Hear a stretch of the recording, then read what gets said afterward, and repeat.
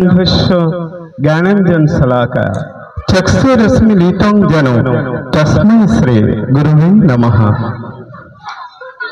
আমরা অন্ধকার থেকে আলোর পথে যখন হাত বাড়াই তখন আমাদের হাতটি ঠিক পৌঁছে দেয় আমাদের শিক্ষক।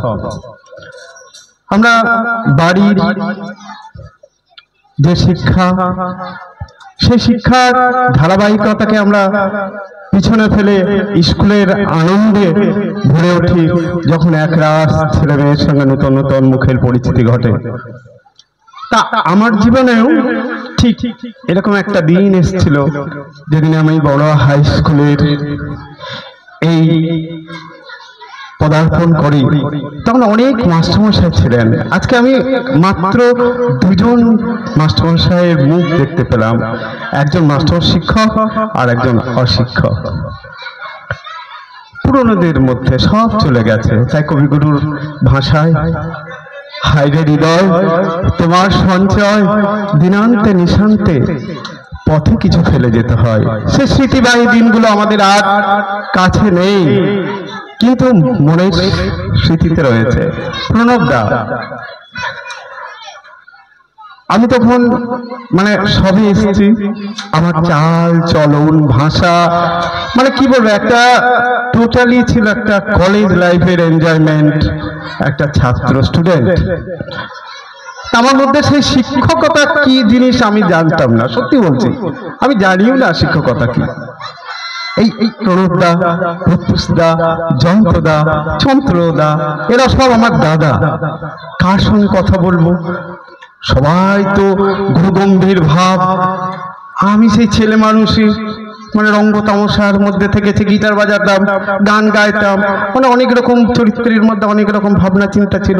আমি এখানটা এসে যেন একটা মানে কি বলবো দিশেহারা ভাব দেখতে পেলাম।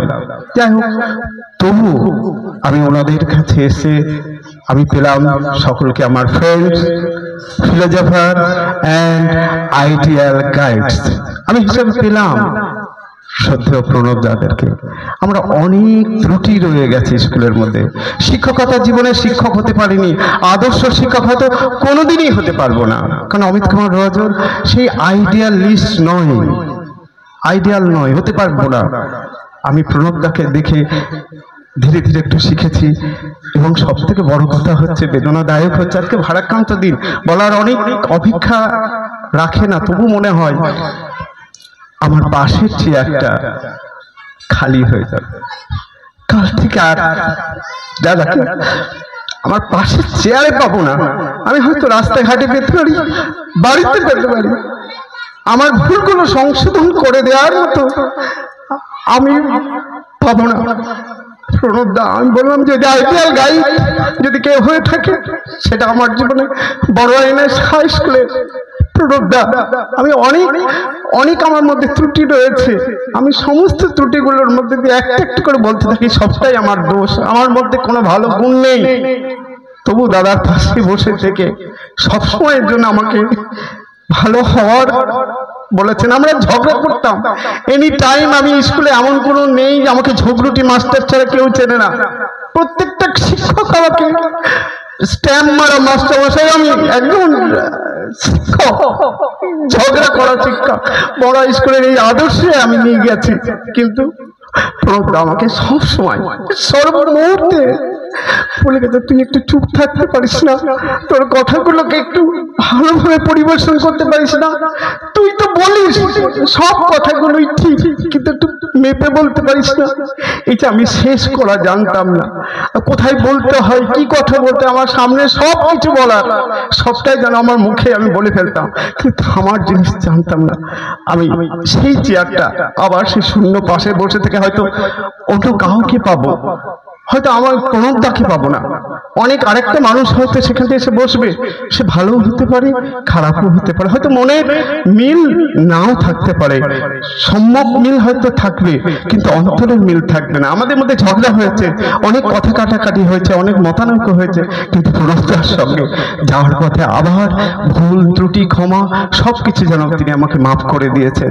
তাই আমার কাছে এই স্কুলের আমি একজন আইডিয়াল গাইডসকে হারালাম, আমার ভুলগুলোকে যে আর বলার কেউ থাকবে না, কারণ মান্যতা হয়তো খুব কম সময়ে দিয়েছি কিন্তু মেনেছি। এই সাধারণ বোধ আমার মধ্যে কতটা জাগ্রত থাকবে আমি জানি না এই স্কুলের মধ্যে, কিন্তু আমার পাশের মধ্যে সেই চেয়ারটা কাল থেকে আবার খালি দেখবো। আমি আমার অনেক ছাত্রছাত্রীরা অনেক ধৈর্য ধরে অনেকক্ষণ ধরে বসে আছে, আমি দীর্ঘায়িত করব না। আমি প্রণবদার সুদীর্ঘায়ু কামনা করি, তিনি সপরিবারে সকলের সঙ্গে ভালো থাকবেন।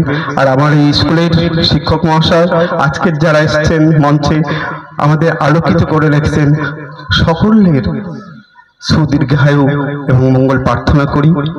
সবাই ভালো থাকবেন। করেছি অমিতদার যদি ফিফথ গিয়ারে যায়, অমিতদা অর্থাৎ যদি তার গলা চড়ে যায়, তাকে আটকানোর একটাই লোক ছিল, সেই প্রণবদা। নিজের মুখেই স্বীকার করলো আইডেল টিচারও হবে না, জোর গলাতেই বললো, কিন্তু তাকে সামলানোর দায়িত্ব বোধ হয় আর কে নেবে, তাই আমরা এটুকু ভেবে একটু আশঙ্কিত হচ্ছি। যাই হোক, অমিতদার আবেগকে আমরা সম্মান দিচ্ছি।